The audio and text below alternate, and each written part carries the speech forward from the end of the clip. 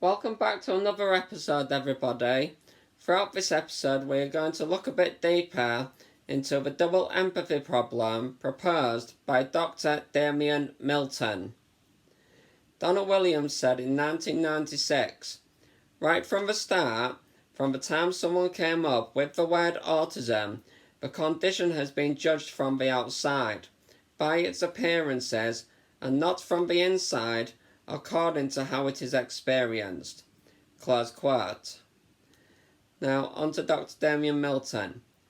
Dr. Damian Milton is an author, consultant, lecturer in intellectual and developmental disability at the University of Kent and chair of the Participatory Autism Research Collective. Here, Damian discusses the theory of double empathy and the implications for practice. Alongside restrictive interest and behaviours, the diagnostic criteria state that autism can be defined by deficits in social interaction and communication.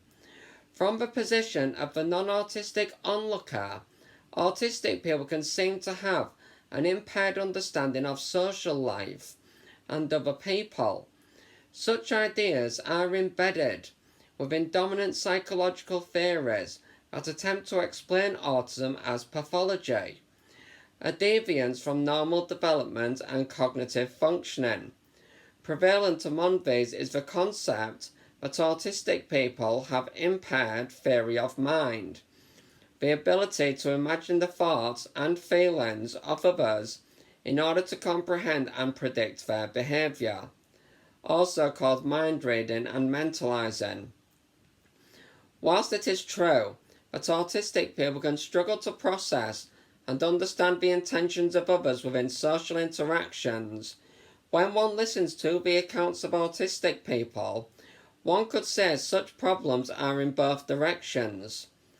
Theory of autistic minds often seem to leave a lot to be desired, and we would not need organisations like the National Autistic Society trying to spread awareness and understanding of autism if it was so easy to emphasise with autistic ways of perceiving and being in the world. From the earliest written accounts of autistic people, one can see numerous mentions of this lack of understanding from others. It is this issue of empathy problems between autistic and non-autistic people, being mutual in character, that led to the development of the double empathy problem as a theory. Simply put, the theory of the double empathy problem suggests that when people with very different experiences of the world interact with one another, they will struggle to empathise with each other. This is likely to be exacerbated through differences in language use and comprehension. I first started to publish theoretical accounts of this issue in the early 2010s, yet similar ideas can be found in the work of Luke Bearden regarding cross-neurological theory of mind and in that of the philosopher Ian Hacken. More recently, research by Elizabeth Shepherd and team at the University of Nottingham, Brett Heisman at the London School of Economics, and Noah Sasson at the University of Texas at Dallas have shown that in experimental conditions, non-autistic people struggled to read the emotions of autistic participants, or form negative first impressions of autistic people. Such evidence would suggest that the dominant psychological theories of autism are partial explanations at best. End of quote. So, in this case, there is something which is called the Triad of Impairments by Lorna Wing in the 1980s, when autism began to expand a bit in the DSM, where the Triad of Impairments is deficits in social communication, social interaction, and social imagination. So as where Dr. Damian Milton mentioned on this site about theory of mind, that's the the social imagination difficulty. Imagining the emotions in others, not imagination as in being creative. Then social communication and social interaction. I can safely assume you know what they are. And as it goes saying that non-autistic people struggle just as much to communicate with us. And we can see this all over social media. On social media there's groups and so on of autistic people, and when you look at them communicating with one another, there's no communication problems there. When I was at a place called Northcote Special School, where there were other autistic people, there were no communication difficulties, no interaction difficulties, there were no deficits going on concerning socialising. So, as Dr. Damian Milton also said, and the other researchers who he mentioned, in the field of pathology, because it is based on the concept of normal, and autistic people are not perceived by the social norm, we are automatically defined as pathological. So, how exactly do they describe autism? So, in pathology, from a pathological perspective, the explanations are partial at best. There's no accurate understanding of what autism is, because it can't be social deficits if autistic people can socialise perfectly well with other autistic people. And this actually goes down into mainstream, into main psychology. When it comes to attraction, who are we attracted to? The two main common denominators that determine who we're attracted to is familiarity and similarity. And I came with the same theory when I were at school, because my dad had told me that people get along better with people they've got more in common with. So I thought to myself at school, I've got autism in common with all these people at this school here. Maybe that's why the teachers are calling me social, because I'd already read and believed that I had social deficits. So I thought the teachers were lying at first, telling white lies. But eventually I came around to believe them that I was being social. So it made me look around the playground all over, and I wondered, I'm at a school full of autistic people, so why aren't I seeing social deficits anywhere? Why is every group of friends socialising so well? How have they managed to make friends without difficulty, if they have a difficulty making friends? So is the problem really with autistic people alone? It doesn't seem that way. It's simply where the fragment, non-autistic people are the majority, so you just take for granted you're the ones who don't have a problem. So we're going to go a bit further now into some studying. Since autistic people have minds which are more related, but it's going to be easier to understand other autistic people, because our minds are more related, we think in a more related way, so it'll be easier for us to understand their thoughts. We feel in a similar way, so it'll be easier for us to understand the feelings of autistic people, and the same with non-autistic people. Non-autistic people can understand the feelings of them, but as Dr. Damian Milton pointed out, it all goes in both directions. I'm just going to read a quote out of an autistic woman, of what she has to say. If I just find that.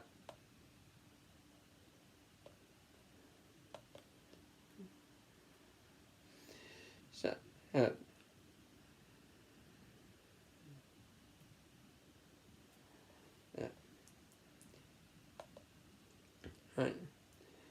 One way that scientists understand double empathy is to see if people who are not autistic judge autistic and non-autistic people differently. Unfortunately, when people who are not autistic find it hard to understand autistic people, they tend to like them less. In fact, it takes just a few seconds for people who are not autistic to form negative first impressions about autistic people. Non-autistic people quickly become less interested in interacting with autistic people than with other non-autistic people, which means that autistic people may have fewer opportunities to meet people and make friends. Why does this happen? It is not because autistic people talk about things that are less interesting. When non-autistic people read the words of what autistic people are saying, they do not judge them any differently than they judge non-autistic people.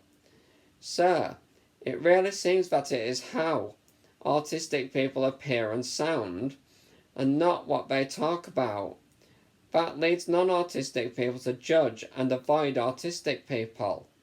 Sadly, this means that autistic people might have fewer opportunities to make friends or get jobs because of how non-autistic people judge them, which is not fair.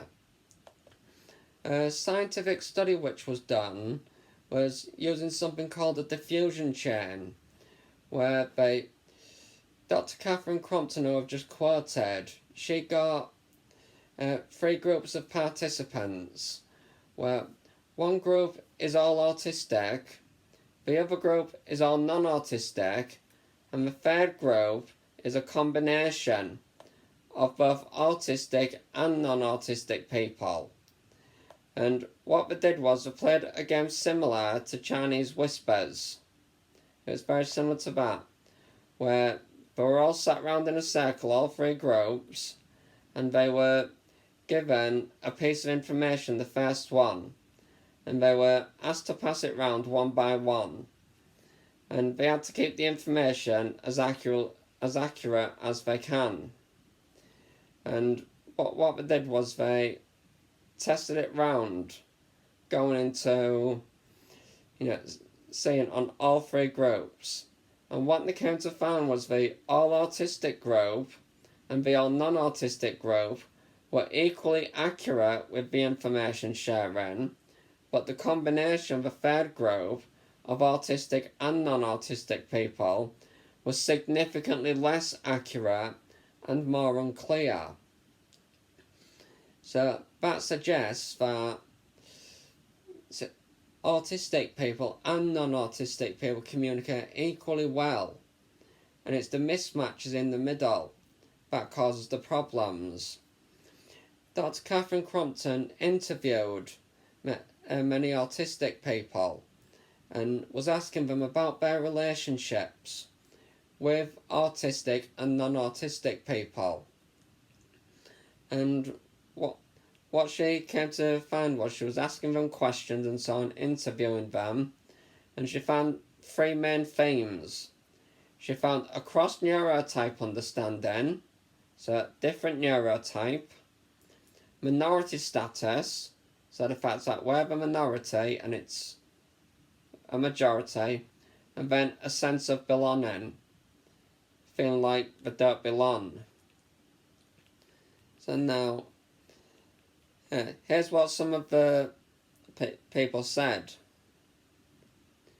When with other autistic people, participants felt they did not have to conceal overtly autistic aspects of their behaviour or communication style as they would have around non-autistic friends and family. I can be totally relaxed and totally myself. Anything goes.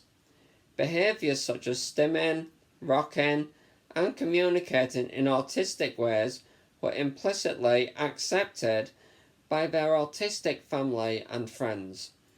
Participants felt they could be their authentic autistic self in their company. It's fab. When we get together, autistic space is so validating compared with the outside world.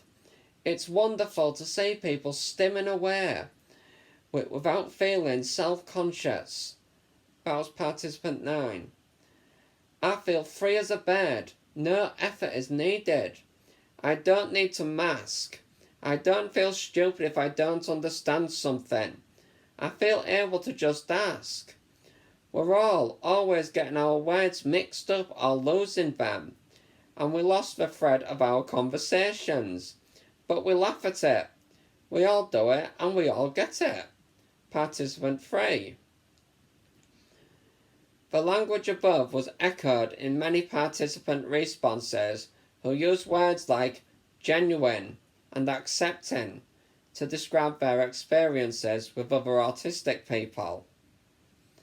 So, this thing called masking that goes on is where autistic people get forced to pretend to be someone they are not, where we are having to adapt to non-autistic people all the time, and so on. And this research has shown a great problem with this, because it is actually a strong predictor of suicide. It is of where they go hiding their autism. So all of this, it is actually very wrong to think that it's all to do with autistic people, when to begin with, communication is a two-directional thing. It goes in both directions.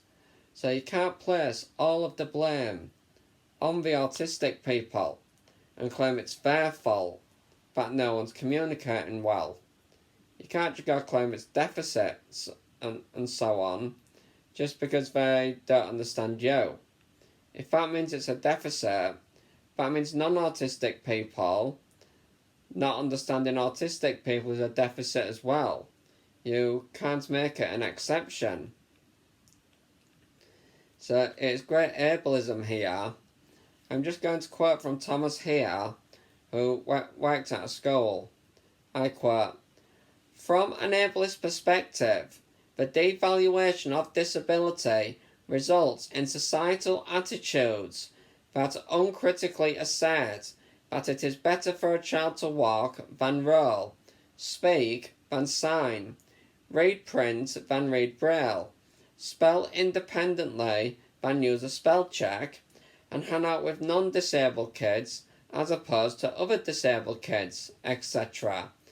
In short, in the eyes of many educators and society, it is preferable for disabled students to do things in the same manner as non-disabled kids."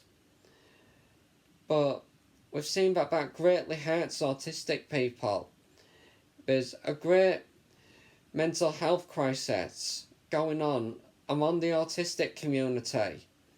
But depending on whereabouts in the world you live, because universities around the world have studied this masking, or camouflaging as we call it, and to see the results of horrifying stories from ABA, applied behaviour analysis. Because those who went through applied behaviour analysis committed suicide as a result of ABA. So they wanted to find out why a kid's committing suicide.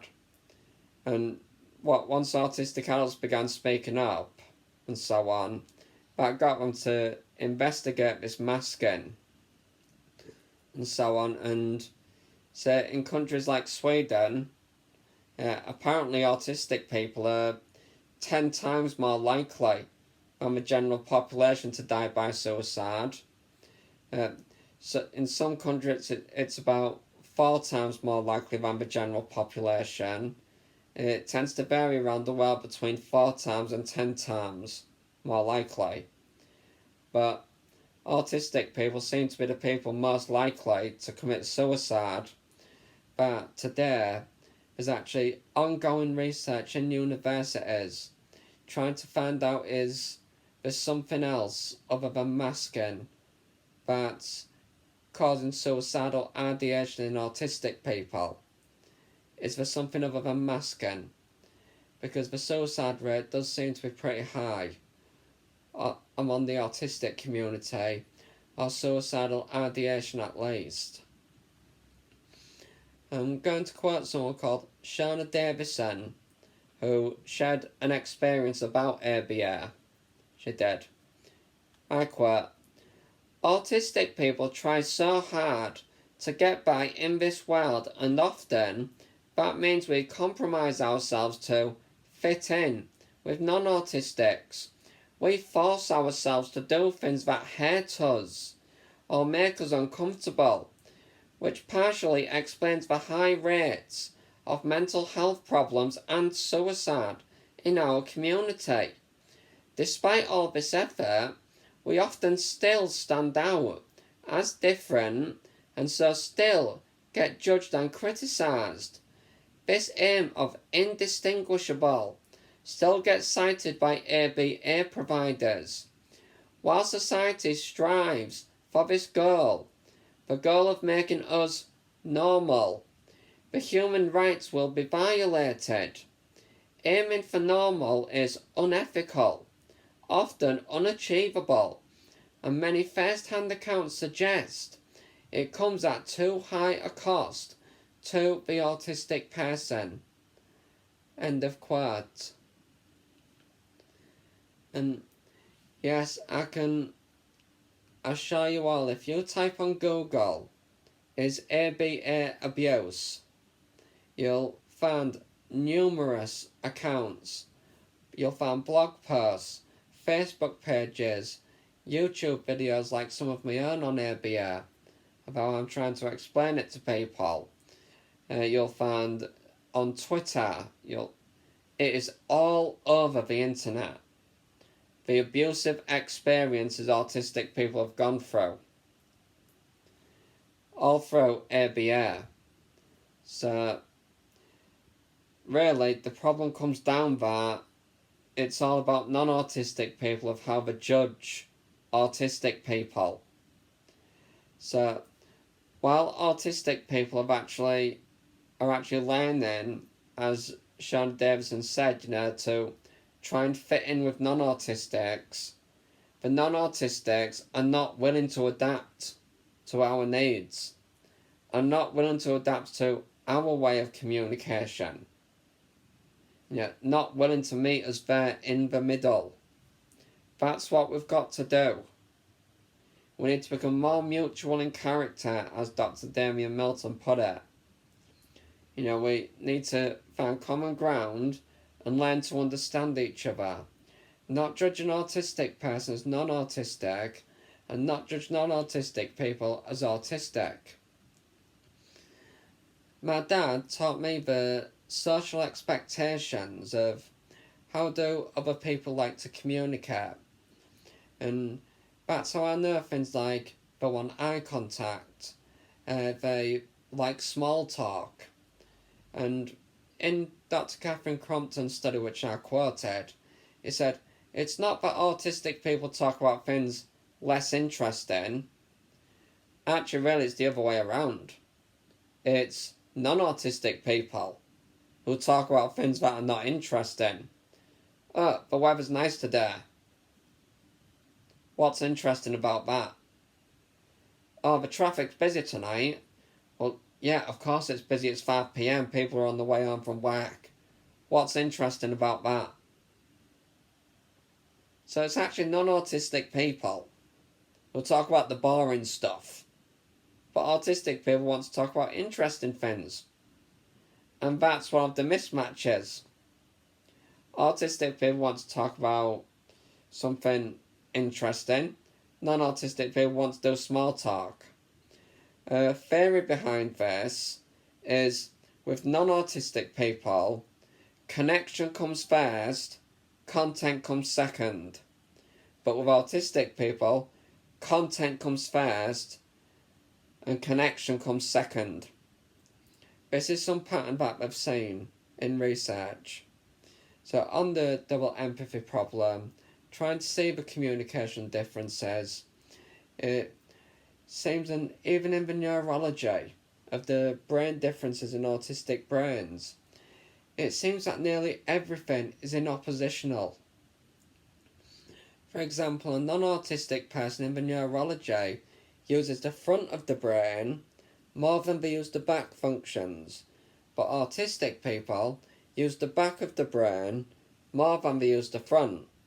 Since all the visual stuff is down here at the back, and autistic people exercise the back of the brain more, that's why we get this more visualising and visual thinking in autistic people, because we're exercising the back of the brain more than the front. The front controls social things, the back controls objective things. So we always find that in the neurology, emotions, activities, in nearly everything. Autistic and non-autistic people tend to be in opposition. We tend to be on the flip side to you, and you tend to be on the flip side to us. So we've actually got to learn the opposite way and actually learn to communicate with each other's communication style, so we can build that bridge and meet in the middle. So we can actually be more accepting of each other, rather than actually trying to change each other and cause all this suicide. So the Triad of Impairments, that autistic people have social deficits in social communication, social interaction, and social imagination, has been refuted by studies on the double-empathy problem. So the double-empathy problem by Dr. Damian Milton and the experiences of autistic people in their written accounts actually has come to expose that pathology, basing it on the concept of normality, actually is corrupting pathology, that the explanations are partial at best.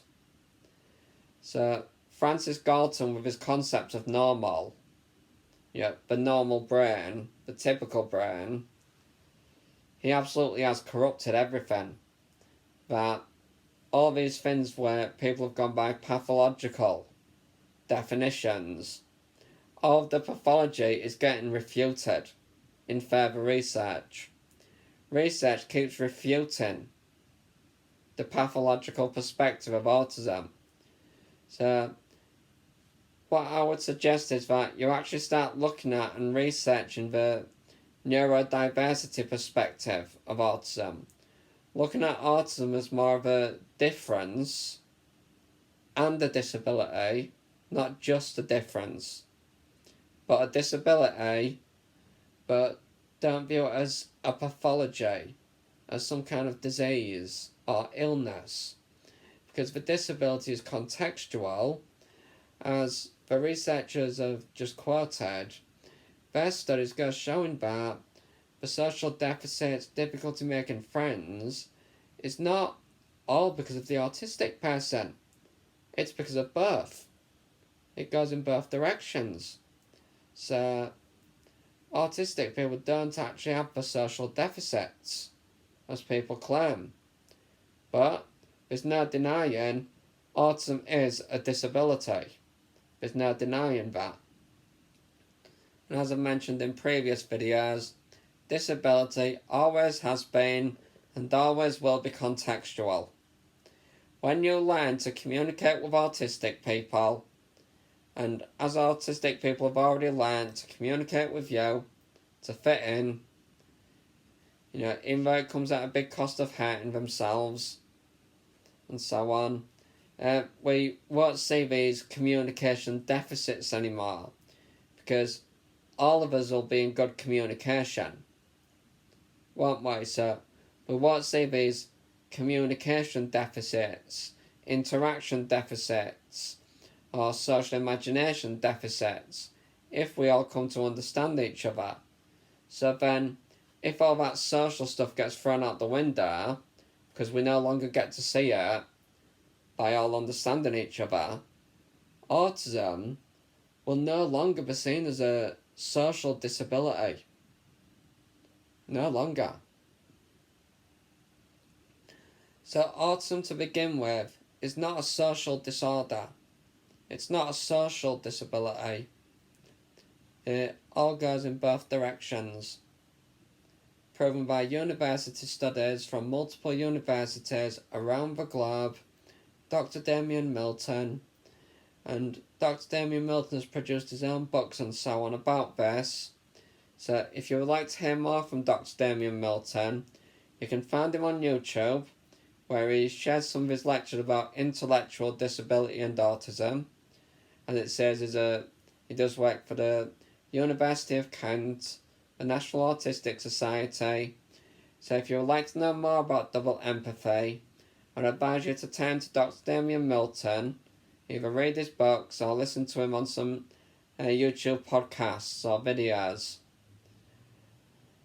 And you'll get to learn more about double empathy. And that way you may come to learn to understand us better. If you're a parent of an autistic child who's not autistic, you may get to learn to understand your autistic child better, why your child behaves the way they do, what makes them want to do that, how they're feeling about things, why they feel that way. If you come into double empathy, you may get a better understanding of your children. Those of you who are non-autistic parents with autistic kids. So I strongly advise you, do some research on the double empathy problem and have a listen to what Dr. Damian Milton has to say online. If you've made it this far, thank you for listening. In the future, we may talk more about double empathy as I learn more from Dr. Damian Milton. If you liked this video, please hit like, hit subscribe, as that will increase the awareness. It will help more people see and learn about double empathy. And then we are more likely to successfully build that bridge that we will all get along with each other without having to mask so much and carve so much out of your authenticity. You will actually be able to be yourself. You won't have to pretend to be someone you are not. So, please hang around, watch some videos which I've already produced if you're interested. And I will see you on the next episode.